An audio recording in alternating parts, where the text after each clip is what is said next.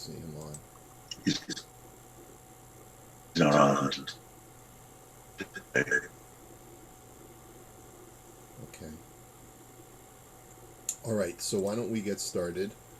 I mentioned yesterday that the Imrei Yaakov had referred us to Siman Dalid in the laws of Mitzia.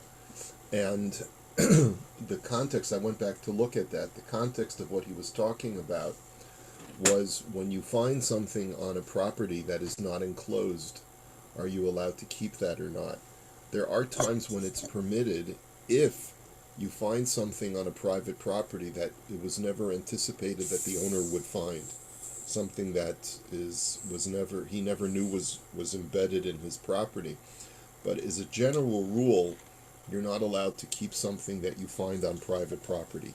That's what and then he talked about that and that's certainly true, if something is deposited on your neighbor's property deliberately by somebody else. So, for example, if you find if a newspaper is thrown on your neighbor's driveway, it would be an act of gezel to go ahead and take his newspaper.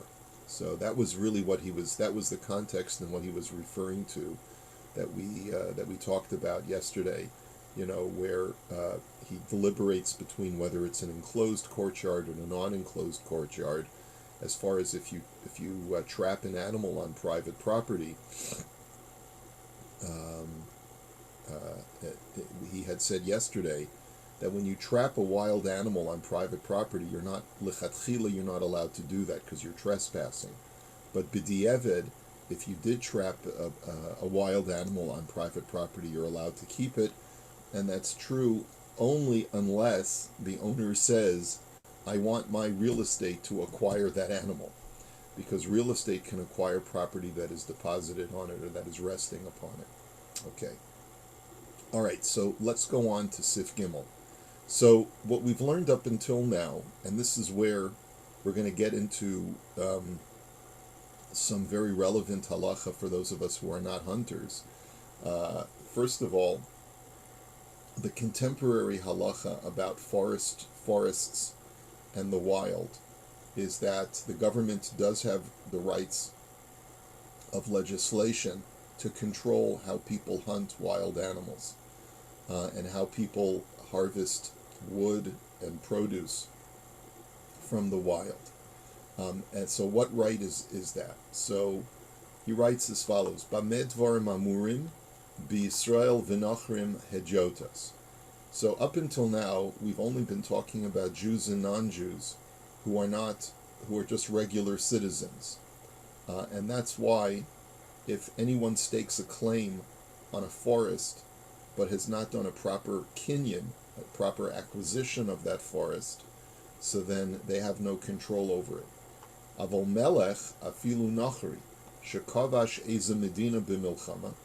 But if a king, even a non-Jewish king, conquers a state or a territory through war, kona osa im kol hana'aros v'hayarim shaba.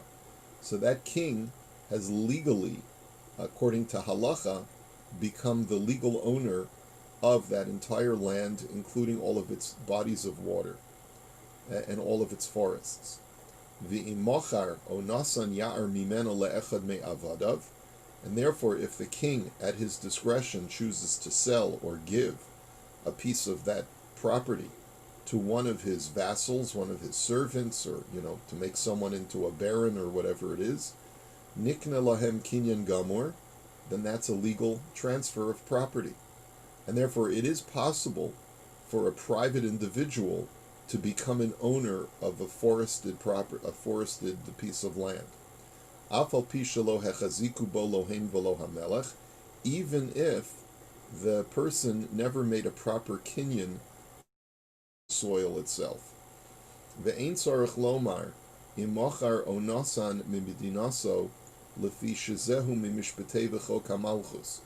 And he says, and that's for sure true if the king not only does that with a piece of property that he's conquered, but certainly if it's part of his own country, and not just a territory, but the king takes a portion of his own country and gives it to a private individual, he says that private individual becomes the legal owner. And the reason why this works is because that's part of the laws of how government works, of how monarchy works. Shekol haaretz kula im hanaharos v'hayaorim hi birshus hamelech. He says, and in that anything that that country or all of its tributaries and territories are owned by or under the control of the king. Bein Medina shekovesh b'milchama, and that's true both of his own country and the territories that the king conquers outside of his country. Umishpatei hamalchus hein din gamor kedin shel Torah, and the laws of the monarchy have legal standing according to the Torah. In other words, the Torah awards the king the rights of ownership. That's why we say Dina de Malchuta Dina. The law of the land is the law. Lefichach, and it's based on that. Hachotev eitzim meyaorim elu shelo b'rtzon ba'aleihem b'chozek yad. If a person were to go into a forest that is either owned by the king, and the king has placed restrictions on that property, or he's given that property to be controlled by a particular party, or to be owned by a particular party, hareza gezel gomer shel Torah, then you're mamish doing an act of gezel. So if you go and you fish in a lake where the government has said that no fishing is allowed, so then you're committing an act of gezel. You're actually committing an act of stealing, and it's not just a rabbinic law; it's a biblical law. V'im begeneva harezu geneva gemur, and if you don't do it flagrantly, but you do it in stealth, so then you're committing geneva. V'chein hatzad chayav va'of min hayar, and by the way, that could have ramifications to differentiate between whether it's gezel or geneva.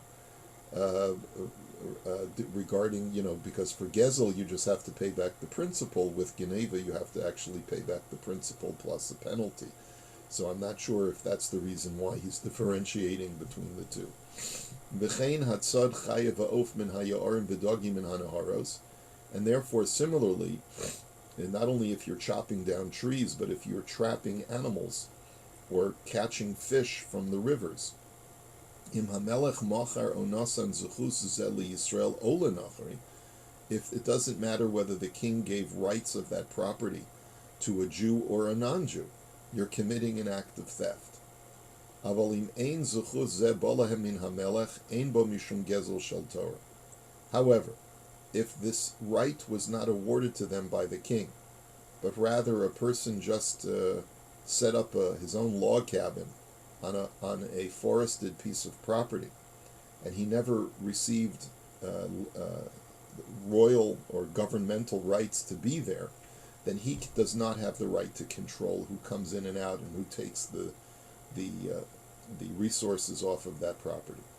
Afilu chataf dagim in hametzuda shel tzayad Yisrael im ein latoch, and he says we'll even go farther. Let's say a Jewish fisherman sets up nets in a river. He sets up these nets to catch fish. Where did he set up the net? In a river that's in the middle of the jungle. He's in the Amazon, and he set up a net. Okay? So the halacha is that if that net does not have a receptacle, it's just, let's say, a vertical netting just to stop the fish from going downstream, so then technically he has not acquired those fish. And therefore I have a legal right, even if it's a Jew who set it up, to pull out fish to my heart's delight from that guy's net. She'ena kli, and therefore because the net is not a receptacle. Lo kansa hadagim leba'olim min hahefker, the owner has not acquired those fish because they still remain in their hefker state. V'afal pichein asr lasos kein midivrei sofrim mipnei darchei shalom. So even though biblically they're still hefker, but rabbinically the rabbis forbade me from taking them because of what's called darkei shalom, the ways of peace. And this is really where we're getting into the meat of why this halacha is so relevant.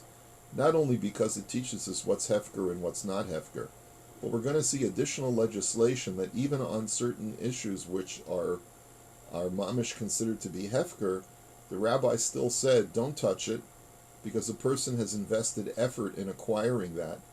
And even though he didn't yet make a proper kinyan, he didn't make a proper acquisition on that property that he's exerted effort to acquire, you because of that you don't have a right to take it for yourself. It's not considered to be geneva, but it's still a rabbinic ban on taking that property. Now, what he meant to say when he said that the net does not have a receptacle is that if the net has a receptacle, if it's like a net that is concave, and the fish or the animal enters into a trap that's concave, so then his kli has acquired the animal, it has acquired the fish, and therefore if you were to take it out of the trap, you would be considered to be a ganaf, because it's no longer hefker once it's inside his property. But here we're talking about a non-concave net. It's just set up to stop the fish from flowing downstream. So that's the reason why it still remains hefker, and therefore it's rabbinically prohibited. It's not biblical geneva. Rabbi, today the king's coffers are filled, or our government's coffers are filled through for fishermen, let's say, or hunters, by getting a license. And so if you don't get a license for your fishing or your hunting hobbies, is that a form of geneva then? Yeah, absolutely. That's exactly what we're studying now. Fishing or hunting without a license, it means that you haven't gotten permission from the king. In this case, you haven't gotten permission from Parliament to go ahead and take the property that belongs to the government. In other words, the government has a legal right to control the gaming industry in Canada. So by going and fishing without a license, you're committing an act of geneva from the government. It's no different from going into the coffers of what do we have here? We don't have Fort Knox. That's in the U.S. What do we have in Canada instead of Fort Knox? Is there such a thing as like a Fort Knox in Canada? Treasury Department. There's no exotic name for it. So you No. Okay. We don't have an army. The Canadian Mint. All right. Okay. Canadian Mint. Okay. It's like walking into the mint and stealing the government's money. The fish and the game are all the property of the government. Essentially, is what we're learning in halacha, which is surprising. You might not have intuitively concluded that the halacha would state that. But the government, when they tell you pay $100 and you'll get a license, I don't even know what a license costs. They're essentially telling you, we're now giving you permission to take that which belongs to us. And it's not just I don't think it's just a means of tax. Look, I think that they do it also to control the ecosystem. So, I mean, I know that from living in the U.S., I lived in Pennsylvania for a few years, and they would grant a license for hunting moose based on the population of the moose in any given year. If they needed to thin out the horde, so they would grant more licenses. If they needed to control the population because it was getting too small, they would grant fewer licenses. So there's a whole science to it. Plus, you have to do it in season. And you got to do it within a certain season. Exactly. Yeah. Exactly. Okay. So let's take a look at the Imrei Yaakov. Kedin shel Torah, when the government or the king owns a property, it's legally theirs midioraisa, and the Imrei Yaakov says that it's actually a machlokes as to whether it's deoraisa or derabbanan, But it seems like the consensus or the majority of the poskim say that it's deoraisa. And furthermore, he says that midivrei sofrim avol im haya hametzuda kli, if the net is concave, it has a receptacle, and you take from the trap or from the net, so then you're mamish a gazlan. Okay. Now, there's also actually a very interesting commentary from the Biurim over here, which will start today, but it's a lengthier discussion, and I really would like to research this further. The Biurim writes, Ayin b'mayri makomos os dalid, shehevi to kol shekain melech Yisrael. That it's certainly, let's see, I'm not sure what he means to the Makoros.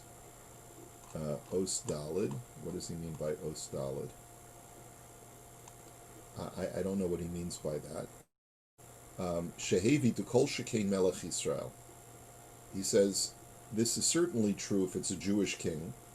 That if a king is Jewish and you take something from the forest that is not you haven't been granted permission for, it's certainly gezel. Hilchos melachim, as is indicated by the Rambam. So we're going to look at the Rambam later on.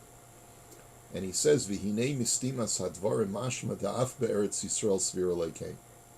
It seems, I'm sorry, he says, referring to the Myra Makomos, he's referring to this series of sources up here, where he says, Ayin Rambam Hilchos Melachim Sof Perk Daled Dekol Shekain Yisrael Ayin Sham. Right? He says that it's certainly true about a Jewish king, and it sounds that the Shulchan Aruch Harav is arguing that this is true even in Eretz Yisrael, that a person just can't go into the Negev, into a desert area in Eretz Yisrael, and say, well, this is no man's land. I have a right to take whatever I want because the land of Israel was given to me and my people, right? If the government, however, controls Eretz Yisrael, so then it's just as much of a legal issue to take the resources of the land of Israel as it is to take the resources in Chutz La'aretz from a king. Ulam be'emet ein ze pashut. But in reality, it's not so simple. The Haran bin Adorim daf chav ches amad aleph divrei masl b'moches ha'omed kasav ezelushono. There's a famous Ran, Rabbeinu Nisim commentary, who's a medieval commentary on the Talmud, who writes that, quoting Tosfos, the Dafka b'malchei ovdei kochavim omar dina de malchusa dina b'bnei shaharet shalo.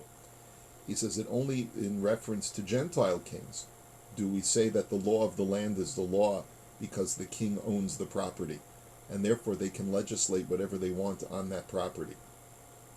This is, by the way, the reason why this is famous is because there are many Jews in Eretz Yisrael who are knowledgeable of Torah, and they will quote this Ran in order to use this as a pretense to cheat the government, to not pay taxes, or to disregard laws of smuggling or black market goods and things like that. At least that's the way it was when I was a kid. I don't think it's changed. I think it's there are some people who view Israel, the Israeli government, as an illegitimate government that does not have a right to legislate what we do. If they give us money, then they're totally legitimate. But if they tell us what we can and cannot do, so then we're willing to look at this source from Rabbeinu Nisim, who says that taxation is legally binding upon every single Jew because of Dina de Malchusa, Dina, the law of the land is the law. But the Ran writes that it's not so simple when it comes to Jewish kings. He says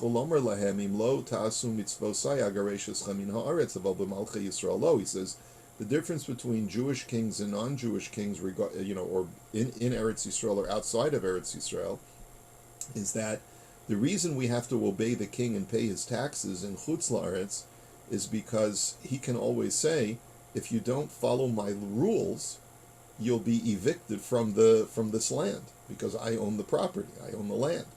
And that's the reason why a king in Chutz La'aretz has a right to tax at a rate that he feels that he's entitled to. He has a right to restrict its citizens from certain activities. But that's not true in Eretz Yisrael. Lefi Eretz Yisrael, Kol Yisrael Shutafim Ba Ad Kan Lashona. Because Eretz Yisrael is not given specifically to one king, but all Jews have a partnership share in Eretz Yisrael. And if I have a partnership share in Eretz Yisrael, then no one can evict me from the land of Israel. I cannot be evicted by a king from Eretz Yisrael, and as a result, the laws of Dina de Malchusa, Dina, do not apply in Eretz Yisrael. This is the argument that the Ran puts forward, as I said, the reason why it's quoted is because it can be used quite advantageously by Jews who do not want to recognize the validity of the Israeli government.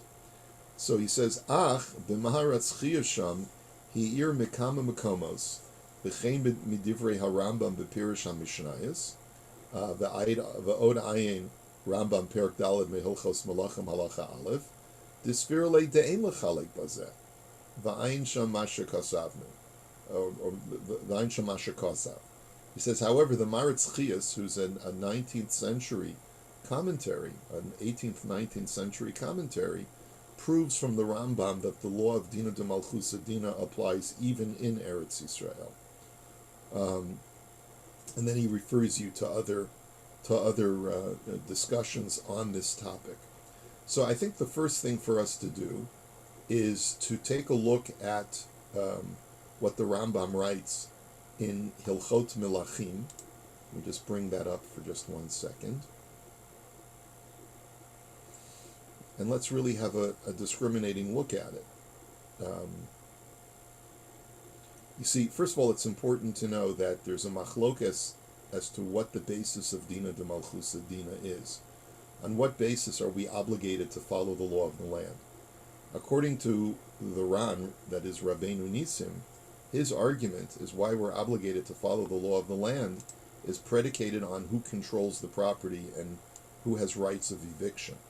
So if it's purely based on that, so then there's certainly a basis to what the Ran writes.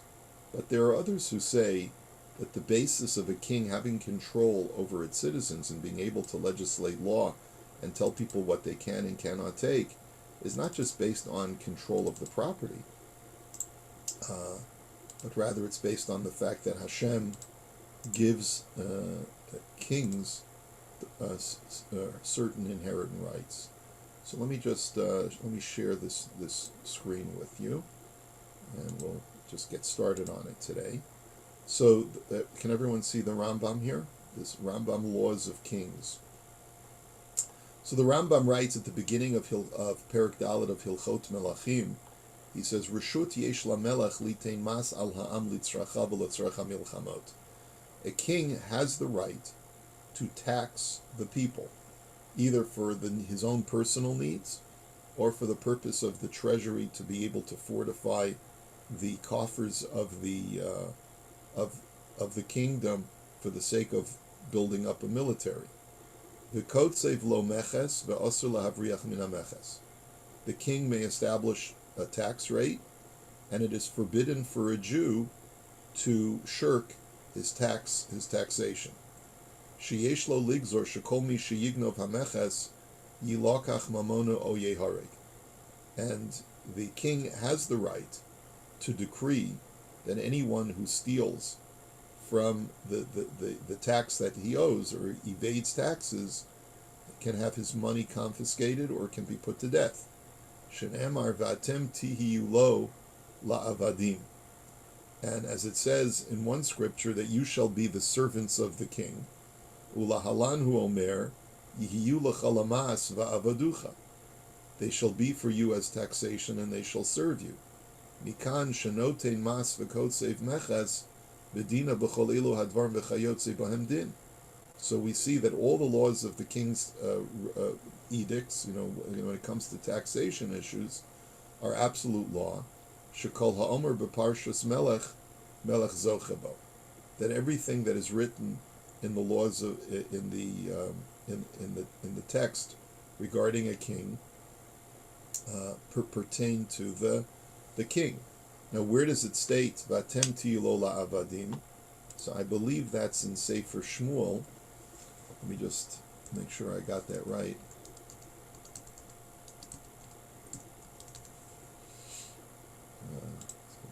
Give me a sec.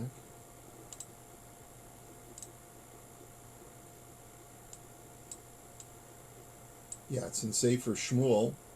If you see when the prophet Samuel first anoints and makes King Saul into the king, he states to them as follows: Vayomer zeh yihiyeh mishpat hamelech asher yimloch aleichem. He says, this shall be the rule of a king that you shall place upon yourselves. Et b'neichem yukach, he will take your sons, he can conscript them into his military, and he's even allowed to take your daughters to work in the factories of the kingdom, or to be bakers, or to be butchers. He has the rights of confiscation of your property. He has rights to your produce, to your agriculture. He has rights to your servants. And he says, Sonechem ya'asor v'atem tilo la'avadim. He has a right to tithe your livestock, and you shall be to him as servants. Okay, and basically that's the law. That's the law behind the king. Now, at the end of Hilchot Melachim Perek 4, the Rambam writes, and this is what the Rav Shulchan Aruch was making reference to. He says, Kol ha'aretz shekovesh harehi shalo. Any land that the king shall conquer belongs to him. V'notein la'avadav u'lanshei ha'milchama kifi ma sheyirtzeh. And the king can then in turn take that property and give it to whichever person he wishes. And he can leave for himself personal control over whatever property he conquers. And in all of these matters, his law is the law. But nonetheless, all of the king, and he's referring to Jewish kings now, the objective of the king of Israel should always be for the sake of heaven. And his whole objective should be to elevate the true faith, and to fill the world with justice, and to break the strength of the wicked, and to fight the wars of the Lord. The whole purpose of making a king over Israel is so that he can perform acts of justice and warfare for the people. Shenemar b'shafatnu malkeinu or b'shaftenu malkeinu v'yatza lefanenu b'nilchamet milchamotenu. As the people, when they requested a king, said, "Let our king judge us and go in front of us and fight our wars." So, based on this, you very clearly see that the whole context of what the Rambam is talking about is Jewish kings in the land of Israel. And he says quite clearly, not like Rabbeinu Nisim says, that his taxation is legal taxation, and you therefore must listen to the king of Israel. So that argument is only according to the Ran. It's not according to the Rambam. So you clearly see a difference of opinion.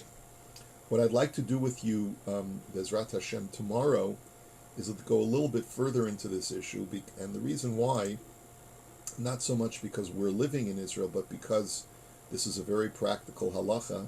Actually, Wayne is on the line today. I think, Wayne, are you still there? Yeah, I have actually. I'm struggling over this because I'm spending too much time reading Jewish history, but Dina, the Malchus Dina, what happens if the law of the land is to kill the Jews? Yeah, so there's onerous Gentile law. An onerous Gentile law that results in death of Jews and targets Jews does not have to be followed. So there are limits to Dina de Malchus Dina.